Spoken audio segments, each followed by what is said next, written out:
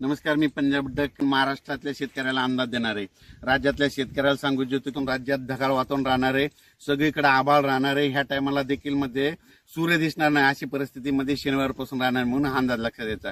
म्हणजे 3 दिवस राज्यात ढगाळ वातावरण राहणार आहे, म्हणजे 16, 17, 18च्या दरम्यान राहणार हे अंदाज लक्षात द्यायचा। राज्यात मात्र अवकाळीची सध्या काही पावसाची शक्यता नाही। राज्यात फक्त मार्चच्या शेवटच्या आठवड्यात म्हणजे 20 मार्च नंतर राज्यात मात्र अवकाळीचं सावट राहणार आहे।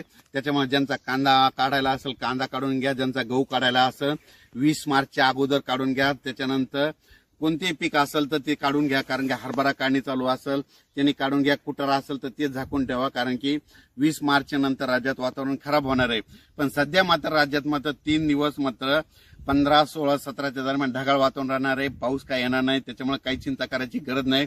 फक्त असं वाटेल की आभाळ खूप आले ना आता पाऊस पडतो का काय, मग फक्त राज्यात पाऊस पडेल तर तुम्हाला सांगतो नागपूर, भंडारा, गोंदिया तिकडे म्हणजे आणि त्याच्यानंतर तेलंगणा तिकडे पाऊस पडणार आहे, आपल्याकडे पडणार नाही म्हणून काही चिंता करायची गरज नाही। फक्त 20 मार्चच्या नंतर मात्र राज्यात चांगलंच वातावरण खराब होणार आहे म्हणून हा अंदाज लक्षात घ्यायचा। धन्यवाद।